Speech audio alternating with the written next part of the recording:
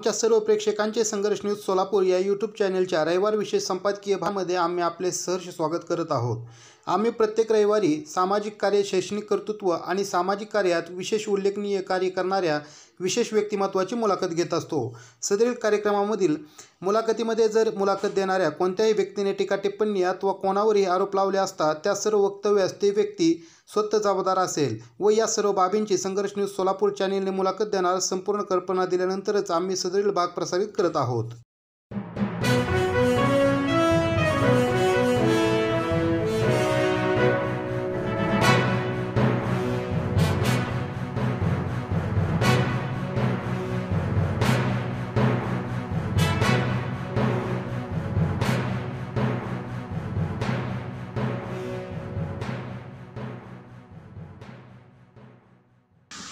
नमस्कार मित्रांनो, आज आपण एका विशेष व्यक्तिमत्वाला भेटत आहोत। हे विशेष व्यक्तिमत्व आज त्याची ओळख तर मी तुम्हाला करून देणारच आहे, पण प्रथमतः आजचा हा आपला रविवार विशेष संपादकीय भाग आहे आणि तो भाग म्हणजेच 20वा भाग आहे।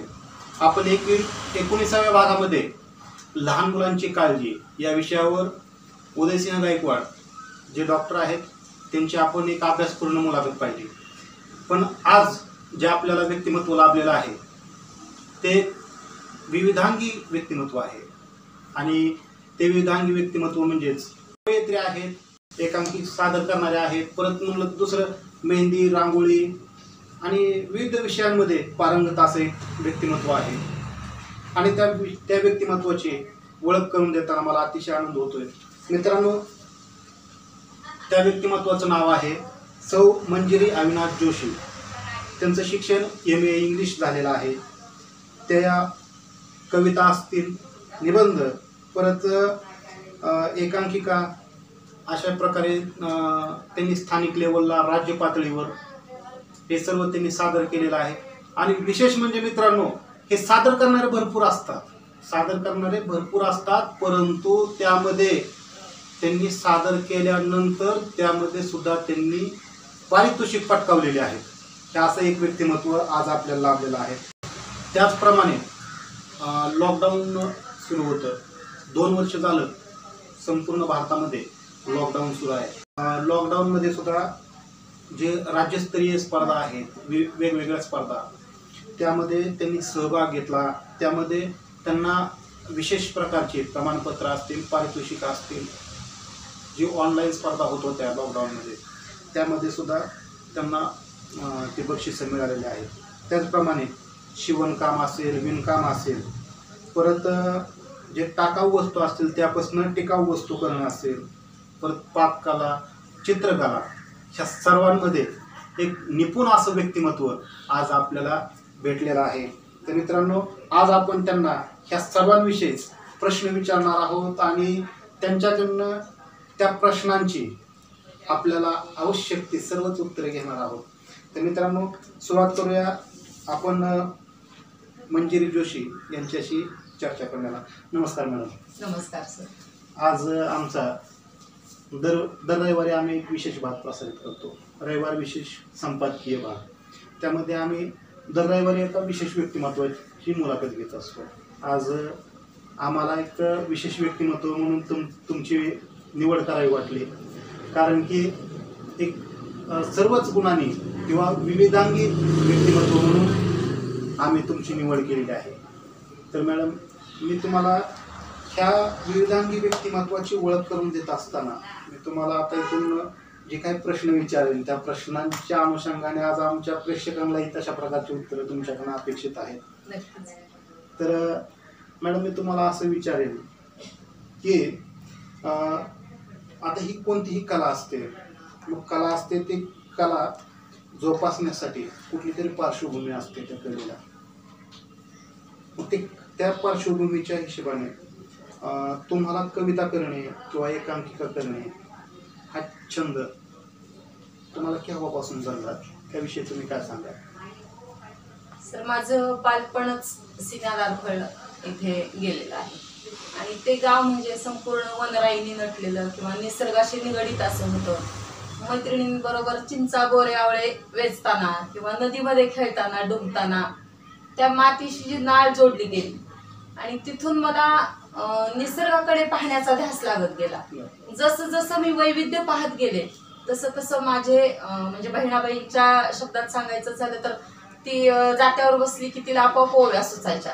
तशी मी सुद्धा निसर्गात रममाण झाले की माझ्या आपोआप कवितेच्या ओळी लहानपणापासून मी साधारण 3-3.5 वर्षांची असल्यापासून माझ्या मनात कवितेच्या कल्पना तरंगायला लागल्या आणि लिहायला लागल्यानंतर त्या अचानक माझ्या हातून त्या उमटत गेल्या कवितेच्या ओळी.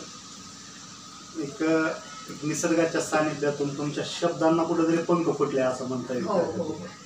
तर मॅडम आतापर्यंत तुम्ही किती कविता किंवा एकांकिका सादर केलेल्या आहेत किंवा तुमच्या आता सध्या संग्रही किती आहेत? माझ्या आतापर्यंत 1000-1200 कविता लिहून झाल्या सर. बर. आणि आताही मला अचानक म्हणजे कुठलीही एखादा क्षण पाहिला किंवा एखादी विशिष्ट वस्तू पाहिली, विशिष्ट घटना पाहिली की त्याच्यावर कविता सुचते. पण ही कविता तुम्हाला सुचते, आता कसं आहे कुठल्याही एखाद्या विषयाला शब्दांची जोड खूपच महत्वाची असते. तुमच्या वाचनाचा तशा प्रकारे तुम्हाला छंद आहे का? कारण की शब्द आपल्याकडे शब्द भांडार जर जास्त असेल तर ह्या गोष्टी कधीही शक्य होतात. त्याविषयी तुमचे वाचन भरपूर आहे का? वाचन अफाट आहे सर. आता होत नाही कारण हा संसाराचा सगळा गाडा एकटीने ओढायचा, त्यामुळे आता होत नाही. पण लहानपणापासून कॉलेज जीवनापर्यंत मी विविध पुस्तकं वाचली, इंग्लिशचा अभ्यास केला, अनेक भाषांचा अभ्यास केला, हिंदीचा अभ्यास केला आणि मग त्यातून मला शब्दसंग्रह मिळत गेला.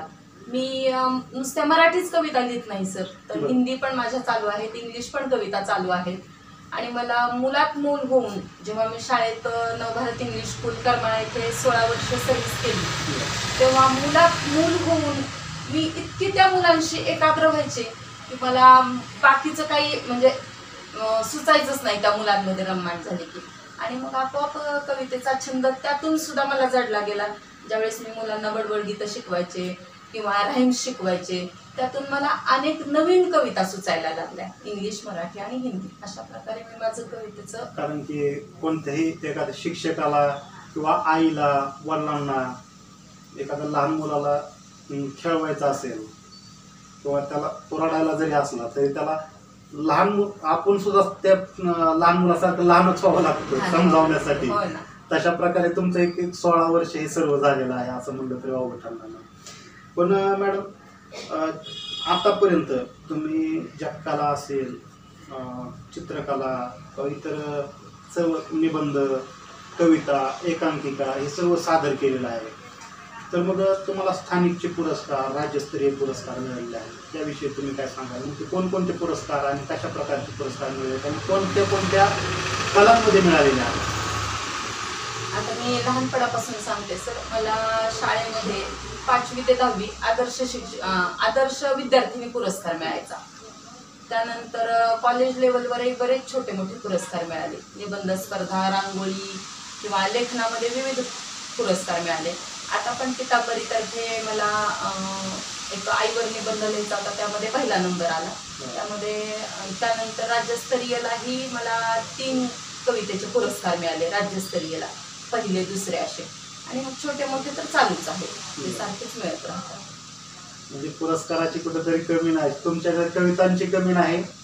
आणि जे तुम्ही ज्या ठिकाणी हे सर्व सादर करताय ते सुद्धा पुरस्कार द्यायला तुम्हाला कुठे कमी करत नाही. हो हो.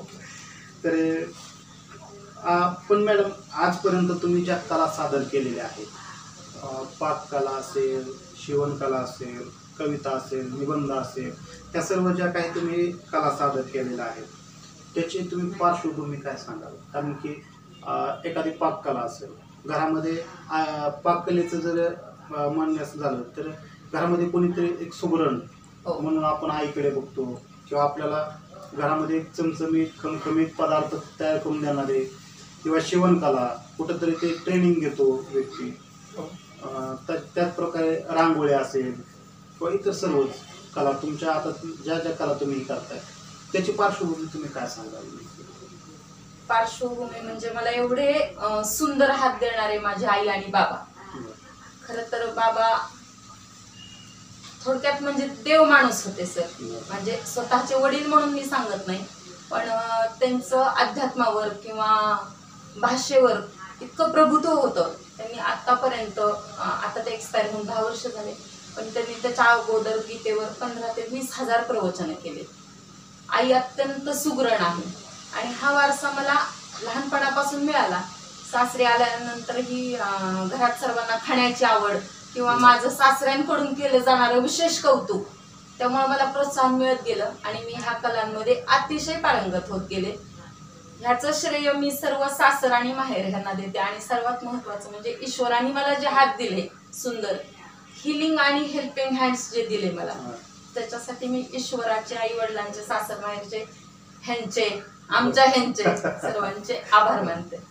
तर मॅडम, आजपर्यंत तुम्ही ज्या कला जोपासलेल्या आहेत त्यामध्ये एक थेरपीचा एक प्रकार तुम्ही करताय म्हणतो, तर त्या थेरपीविषयी तुम्ही काय सांगाल? त्या थेरपीतून किती लोकांना फायदा होतोय आणि तुमच्याकडून जे थेरपी करून घेतायत त्या थेरपीतून असं कोणती एखादी अशी घटना घडलेली आहे का की जी अविस्मरणीय आहे आणि जी तुम्ही इतर लोकांना हे प्रेरित करण्यासाठी सांगू शकाल? सर, मी 6वीला होते तेव्हा बाबांचा ॲक्सिडेंट झाला आणि डाव्या पायाचा संपूर्ण बोनची पावडरच झाली त्यांची त्या ॲक्सिडेंटमध्ये. आणि डॉक्टरांनी सांगितलं की सर तुम्ही अमेरिकेला न्या, लंडनला न्या, सर कदापि चालू शकणार नाही. त्यानंतर जेव्हा प्लॅस्टर निघालं बाबांचं 2-3 महिन्यांनी, मी कंटिन्यू शाळेतून आले की त्यांचा 1-2 तास मसाज किंवा जेव्हा जेव्हा माझे डोळे उघडतील, मला जेव्हा जेव्हा वेळ मिळेल तेव्हा तेव्हा मी बाबांचा मसाज, डोळे झाकेपर्यंत, माझ्या अगदी मला झोप येईपर्यंत, आई ओरडायच्या अगं तुझे डोळे मिटायचे झोप इथपर्यंत मसाज केला. आणि आनंदाची गोष्ट किंवा विधात्याने मला दिलेली ती फार मोठी पावती होती की बाबा बिगर आधाराचे किंवा त्यांना थोडे दिवस कुबड्या होत्या शाळेत जाण्यासाठी, तर त्यानंतर सोडून बाबा स्वतः चालायला लागले आणि एक्सपायर होईपर्यंत तो बाबांचा पाय कधीही दुखला नाही. म्हणजे काय झाली, चमत्कार काय झाला माहिती नाही, पण ही गोष्ट घडली. त्यानंतर पण मोठी झाल्यानंतर किंवा लग्नानंतर बऱ्याच मैत्रिणींच्या दुखऱ्या भागांवर जेव्हा मी माझा ईश्वराने, आईबाबांनी दिलेला एवढा सुंदर हात फिरवायचे, तेव्हा सर प्रत्येक जण म्हणायची काय बरं वाटलं ग तुझा हात फिरला की, आमचं दुखणं गेलं. मग यातून मी प्रेरणा घेऊन 10 वर्षापूर्वी पुण्याच्या डॉक्टर स्वाती लेले यांच्याकडं मसाजचे अनेक थेरपीचे कोर्सेस केले आणि त्याची सफलता मला जाणवत गेली. अनेक मैत्रिणींचे पॅरालिसिस असतील, सायटिका असतील किंवा मायग्रेन असेल, यावर मी हात फिरवत गेले, त्यांना बरं वाटत गेलं, त्यांना रिलीफ वाटत गेला. त्यानंतर मी न्यूरोथेरपी शिकले, बांबू थेरपी, माझी मी स्वतः बांबू थेरपी करते. ती कुठं त्याचं अवगत केलेली बांबू थेरपी. आणि यातून एवढे पेशंट बरे होत गेले सर. आणि मला यातून किती पैसा मिळतो किंवा तो आलेला पेशंट मला काय देतो ह्यापेक्षा मी त्याला काय देते सर, किंवा त्याला मी कितपत चालायला किंवा उठायला किंवा त्या वेदनेपासून मुक्ती मिळवायला बळ देते, हे माझ्यासाठी मिळालेलं सर्वात मोठं गिफ्ट आहे सर. 3 वर्षापूर्वी माझ्याकडं माझ्या मैत्रिणीची सून आली. तिला एक 2 वर्षाचा मुलगा होता. त्याच्या मणक्यामध्ये म्हणजे बळच नव्हतं. 2 वर्षांचा असूनही तो भिंतीला धरून सुद्धा चालू शकत नव्हता. आता 2 वर्षांचं बाळ खरं तर भिंतीला धरून पाऊल टाकायला पाहिजे, पण तिने मला फोन केला की मंजिरी तू आता करू शकशील का बाळाचा मसाज. मग लक्ष्मीचे दिवस होते, त्या दिवशी लक्ष्मीचं विसर्जन होतं. मी सांगितलं दुसऱ्या दिवशी आपण करूया. ती दुसऱ्या दिवशी बाळाला घेऊन आली आणि मी हलकासा मसाज केला सर.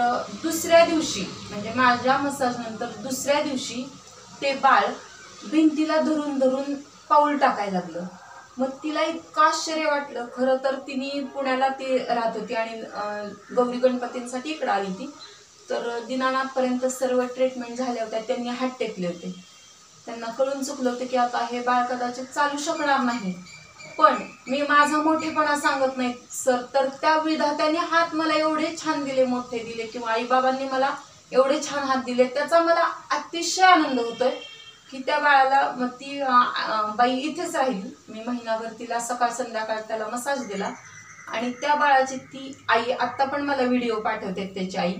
तर ते बाळ इतकं छान दुडू पळतंय आणि त्याचा व्हिडिओ बघून मला मिळणारा जो आनंद आहे सर, मी एखाद्या दिवशी जेवण सुद्धा करत नाही, जेवत सुद्धा नाही त्या बाळाचं जेव्हा ते दुडू पळणं पाहते. खरं तर बाळ इतकं कृष्णासारखं होतं, पण त्या आईच्या मनात धास्ती होती की हे बाळ चालू शकणार का नाही, किंवा कितीही म्हातारी व्यक्ती असो त्यांना असं वाटतं की मला पॅरालिसिस झालाय, मी आता उठू शकेन का नाही, माझ्या कमरेला दुखतंय, मी आता चालू शकेन का नाही. पण माझा हात तिथपर्यंत कधी पोचतोय किंवा त्यातून मी त्यांना कधी बरं करते असं होतं. मग त्यातून भलेही गरिबांकडून पैसे नाही घेतले तरी त्याचं मला काही विधिनिषेध नसतो, कारण तो आहे त्यांनी हे सगळं घडवून आणतोय. तुमचा हा खरंच एक मोठेपणा आहे. आज तुम्ही जे हे थेरपिस्टचा कोर्स करताय त्यामध्ये महिला आणि पुरुष या का महिलांना तुम्ही अलाउड करताय? नाही, फक्त महिला वर्गांसाठी आहे सर. तुमच्या ह्या कला जोपासत असताना तुमच्या सासरकडची आणि माहेरकडच्या म्हणजे कौटुंबिक पार्श्वभूमीविषयी काय सांगा? कौटुंबिक पार्श्वभूमी म्हणाल तर बाबांनी पण वेळोवेळी मला कौतुकाची थाप माझ्या पाठीवर असायची त्यांची. मला गाण्याचा पण अतिशय छंद आहे सर. जेव्हा मी एखादं गाणं म्हणायचे, बाबांना पेटी तबल्याचा खूप नाद होता आणि शाळेमध्ये गीत मंचाचे कार्यक्रम असो किंवा गॅदरिंग असो, संपूर्ण पार्श्वगायिकेचं काम माझ्याकडे असायचं. किंवा 15 ऑगस्ट 26 जानेवारी त्या काळात आमच्यासाठी हे सण साजरे व्हायचे. आता त्याचं एवढं महत्त्व थोडं कमी झालंय, पण आम्ही लहान असताना त्या काळात जेव्हा बाबा गाणी बसवायचे किंवा गॅदरिंग व्हायचं तर त्यामध्ये पार्श्वगायिकेचं काम संपूर्ण माझ्याकडे असायचं. मग तिथून कॉलेजमध्ये पण मला सरांची किंवा मॅडमची चांगली साथ मिळत गेली. सगळ्यात महत्त्वाचं मित्रवर्ग मैत्रिणी खूप छान मिळाल्या, त्यांनाही माझी गाणी आवडायची. आणि असं करत करत आता कवी संमेलनं होतात. सासरी प्रत्येक गोष्ट लिहिली की मी सासरे मुख्याध्यापक होते आणि त्यांना मुळातच माझं कौतुक करण्याची जास्त आवड असते. काहीही लिहू द्या, अगोदर ते त्यांच्याकडे सादर होतं. मग ते त्याच्यात सांगतात इथं चूक आहे, इथं बरोबर आहे, तू अजून इथं वाढव, इथं कमी कर. आणि मी पण ते त्यांची शिरसावून आज्ञा करून ते करते व्यवस्थित. तुम्ही तुमच्या एक सासऱ्यांच्यात लायकी सून आहे म्हणलं तर काय? हो, नक्कीच. तुम्हाला काय असे दीर भाऊजाई काय आहेत की सर? 2 दीर आहेत, जावा आहेत, आम्ही बहिणी जावा आहोत. पण सर्व कुटुंब म्हणाल तर म्हणजे ते पुण्याला असतात, पण आल्यानंतर मी त्यांची आई बनून त्यांना जे आवडतं ते करण्यात सतत आपल्याला हे करून घ्यायचं. म्हणजे त्यांचा आनंद तो आपला आनंद मानायचा. सगळ्यात महत्त्वाचं म्हणजे दुसऱ्याला आनंद देण्यात मला जास्त सुख वाटतं सर. स्वतःच्या आनंदापेक्षा दुसऱ्याच्या आनंदासाठी रात्रंदिवस चंदनासारखं झिजत आहे. पण आता हा झाला एक तुमच्या कलेचा भाग. तुम्ही कलेविषयी तुमच्या कुटुंबाविषयी माहिती दिली, परंतु आता तुम्ही तुमच्या सासरकडची आणि माहेरकडची तुमच्या कलेला कशा प्रकारे तुमचे सासरे असतील किंवा तुमचे मिस्टर असतील ते सर्व दाद देतात हे सांगितलं. परंतु घरातील कामे असतील आणि पारिवारिक जीवन हे सर्व सांभाळून तुम्हाला तुमची कलाही जोपासायची आहे. मग त्यावेळेस काही अडचणी येत असतात प्रत्येकाच्या जीवनामध्ये. मग त्या अडचणीतून वाट काढत असताना सुद्धा तुम्हाला ती वाट काढण्यासाठी आणि तुमची कला जोपासण्यासाठी तुमचा परिवार तुम्हाला कशा प्रकारे साथ देतो? साथ अशी असते सर, मला टाकाऊतून टिकाऊची आवड आहे.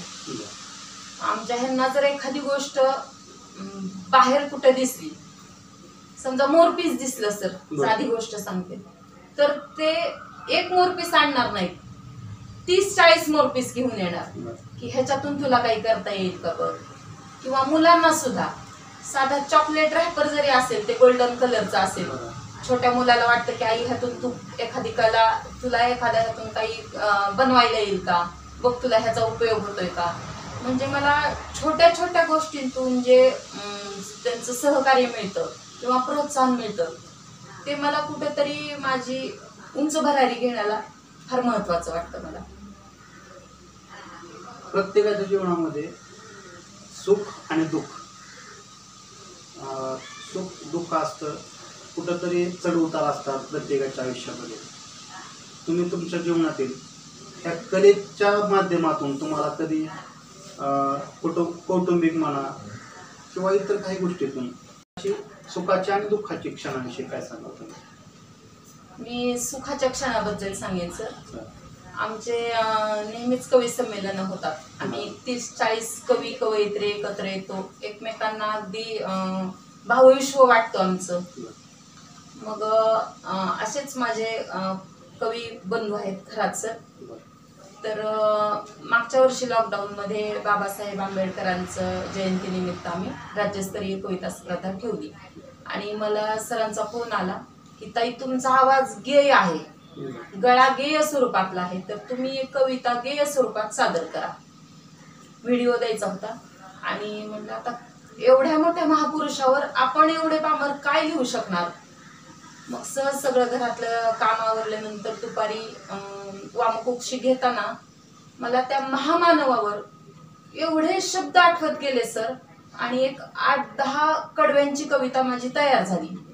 मग मी त्याचा व्हिडिओ केला, सादरीकरण झालं. गेय स्वरूपात सरांनी सांगितलं की ताई तुम्ही गेय स्वरूपात सादर करा, केलं आणि त्याला चक्क मला पहिला पुरस्कार मिळाला. बक्षीस काय मिळतंय ह्यापेक्षा मला जी लोकांनी दाद दिली होती किंवा जे आमचा नंबर काढणारे जे हे असतील त्यांनी जी माझ्या शब्दांना जी दिलेली दाद होती, मला त्यांचा फोन आल्यानंतर खरंच माझ्या डोळ्यातून म्हणजे आनंदाश्रू आले की खरंच आपण इतकं सुद्धा एखाद्याच्या फोनवर किंवा एखाद्याच्या शब्दावर आपण इतकं पुढं जाऊ शकतोय किंवा आपल्यामध्ये तेवढं आहे कसब, तर आपण ते नक्कीच इतरांना वाटू शकतोय, आनंद देऊ शकतोय. त्याचा मला सार्थ अभिमान वाटला आणि खूप आनंद झाला सर ते बक्षीस घेताना. कारण की एखाद्या महापुरुषावर कविता निबंध लिहिणं म्हणजेच खूपच रिस्की असतं, कारण की एखाद्या समाज मनाची भावना दुखावू शकते, कधी कुणाची भावना दुखावली ह्याची काय गॅरंटी नाही आहे. म्हणजे आत्ताच्या क्षणाला तरी, कारण की समाज खूपच आता बारकाईनं पाहतो, प्रत्येक शब्द नेमका ह्या महामानवाविषयी कशा प्रकारे लिहिलेला आहे, काय बोललंय, प्रत्येक शब्दाचा अभ्यास आहे. आणि तुम्ही ती कविता सादर केली, त्यातून तुम्हाला पारितोषिक मिळणं म्हणजेच तुमचं त्या ठिकाणी स्किल खरंच एक वाखाणण्याजोगं आहे. तुमची ही जी कला आहे ही समाजातील नागरिकांनी सुद्धा, मग तो कुठलाही समाजातील नागरिक असेल, त्या नागरिकांनी सुद्धा जोपासावी. त्याविषयी तुम्ही काय सांगाल किंवा त्याचं स्पष्टीकरण कशा प्रकारे द्याल? जेव्हा मी मुलामध्ये रमायचे सर शिकवताना, तर प्रत्येक मुलांना रोज सांगायचे की तुम्ही मी त्यांना एक विषय द्यायचे आणि त्या विषयावर तुम्ही 4 ओळी लिहा, तुम्हाला जसं येतंय तसं लिहा. म्हणजे त्यातून काय होईल की तुमचं लेखनशैली उंचावेल किंवा तुमची विचार करण्याची पातळी उंचावेल.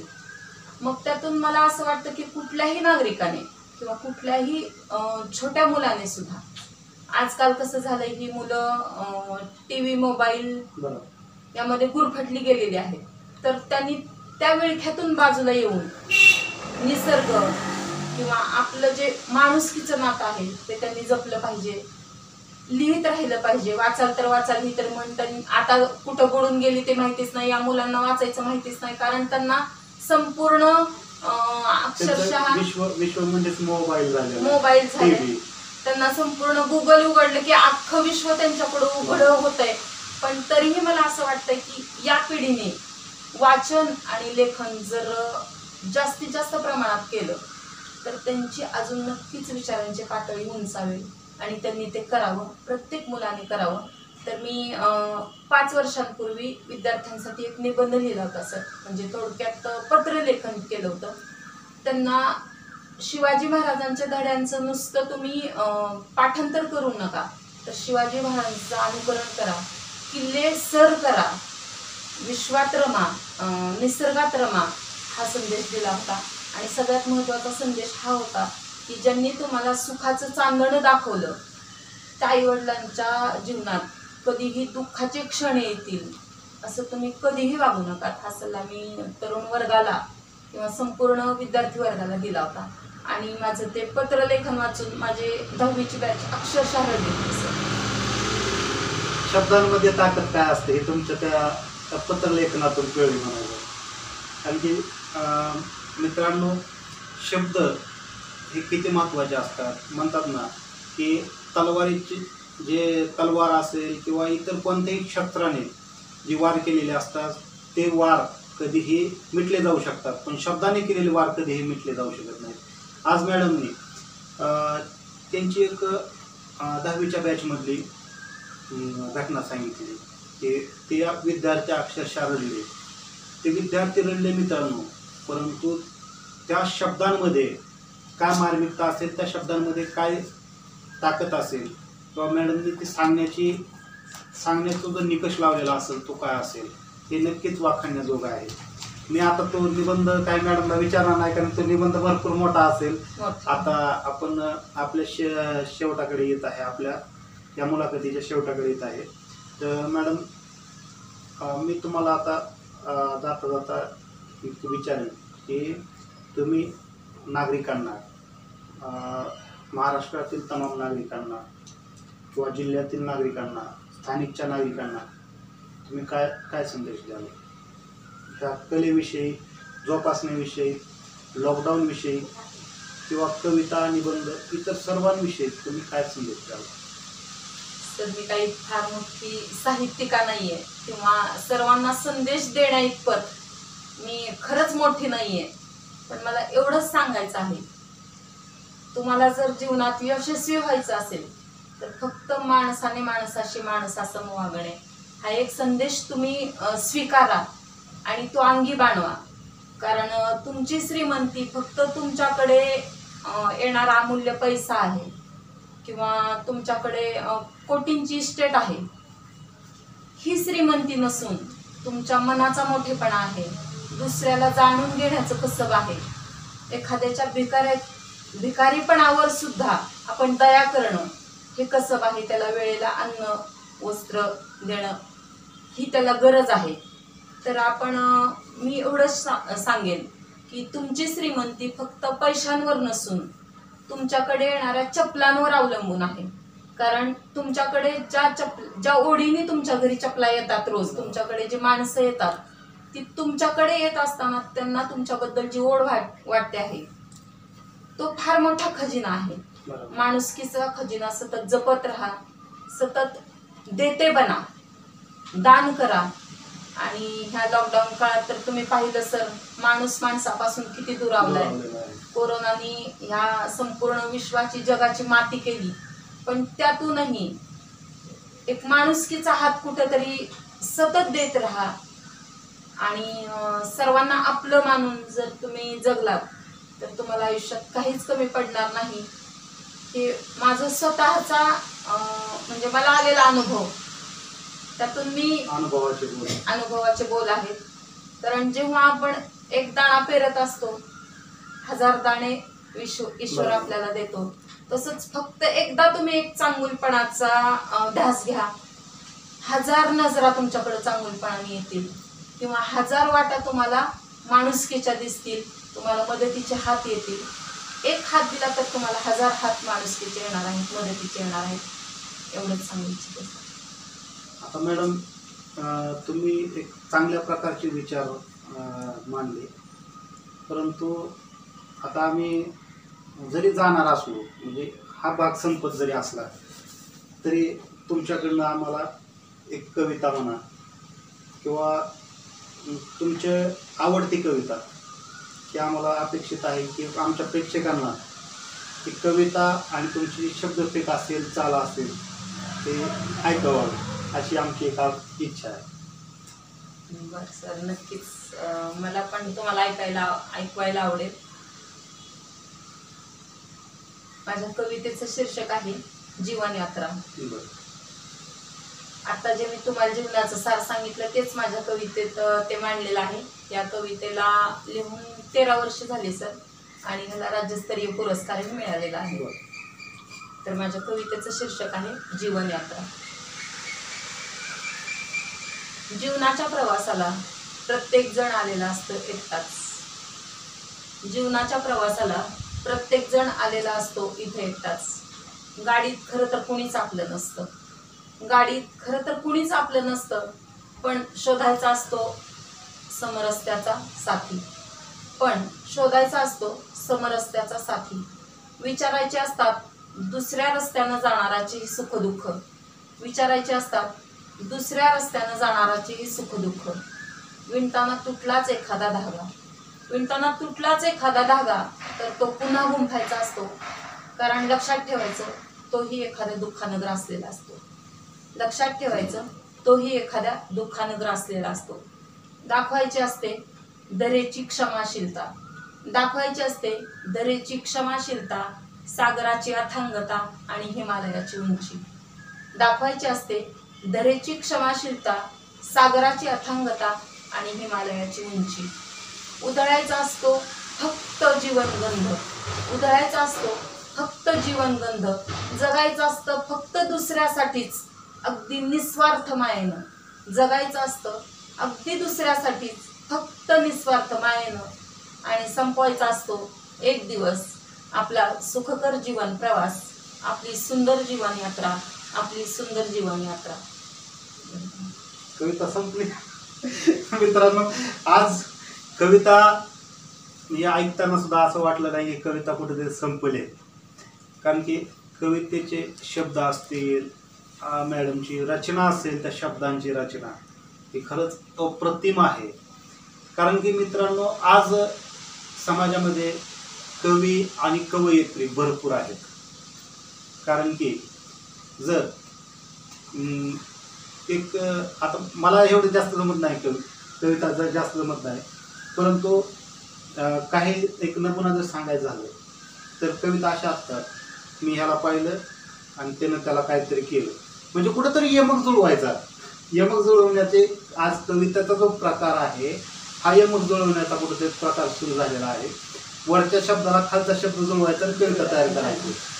पण मित्रांनो, ही यमक नाही, हे कवितेचा मार्मिकपणा आहे. कुठेतरी मनाला भिडणारे शब्द आहेत आणि हे शब्द कुठेतरी जागृतीचं काम सुद्धा करतायत. मित्रांनो, आजचा जो आपला हा संघर्ष न्यूजचा एक संपादकीय विशेष भाग होता. त्या विशेष भागासाठी मंजिरी जोशी यांनी एक अतिशय मार्मिकपणे सर्वच प्रश्नांची उत्तर दिले. कविता चांगल्या प्रकारे त्यांनी सादर करून दाखवली आणि खरंच त्यांनी जो शेवटचा संदेश दिला तो खरंच वाखाणण्याजोगा होता. पण मी जाता जाता मित्रांनो तुम्हाला एवढंच सांगेन की कोणत्याही कविता असेल, कोणत्याही एका लेखकाला किंवा कोणत्याही कलेला जात नसते, धर्म नसतो. त्या शब्दांना कुठलीही वाट नसते, त्याला अनेक वाटा असतात, त्याला एकच वाट नसते. तर आज हे सर्वच एका जातीच्या पलीकडे जाऊन, एका धर्माच्या पलीकडे जाऊन मग ते जोपासणारा व्यक्ती कोण आहे हे बघण्यापेक्षा त्या व्यक्तीनं काय काय जोपासलेलं आहे, त्याच्याकडे कलागुण कोणते आहेत आणि तो व्यक्ती सांगतोय काय, त्या शब्दातून त्याला अपेक्षित काय आहे हे महत्त्वाचं आहे. आज मॅडमनी राज्यस्तरीयवर, स्थानिक पातळीवर अनेक पुरस्कार पटकावलेले आहेत, परंतु आज त्यांच्या शब्दातून कुठेही असं जाणवत नाही की कुठेतरी एका जातीचं, एका धर्माचं किंवा एखाद्या कुठल्या तरी विशिष्ट बंधनाचं त्यांनी त्यांच्या सभोवती कुठेतरी जोखड बांधून घेतलेला आहे, असं कुठेही जाणवत नाही. त्यांच्या कविता, निबंध हे सर्वांगी आहेत, त्यासाठीच विषय ठेवलेला आहे. आणि ते विषय होता की ओळख विविधांगी व्यक्तिमत्वाची. मित्रांनो, मला वाटतं तुम्हाला ह्या विविधांगी व्यक्तिमत्वाची ओळख अवश्यच आवडली असेल, आणि जर आवडली असेल तर मित्रांनो कमेंट बॉक्समध्ये त्यांच्या या कलेला कुठंतरी वाव मिळावा आणि त्यांना कुठंतरी येणाऱ्या भविष्यकाळामध्येही प्रेरणा मिळावी यासाठी नक्कीच चांगल्या प्रकारच्या कमेंट करा आणि त्यांचं अभिनंदन करा. आणि संघर्ष न्यूज सोलापूरच्या वतीनंही मॅडम तुम्ही आज आम्हाला या ठिकाणी उपलब्ध झालेला आहात. तुम्ही तुमचं एक अमूल्य वेळ देऊन कविता किंवा तुमची जी ऑदर माहिती असेल नागरिकांना सुद्धा प्रेरक अशी माहिती तुम्ही दिली, त्याबद्दल सुद्धा आम्ही तुमचा आभारी आहेत. धन्यवाद.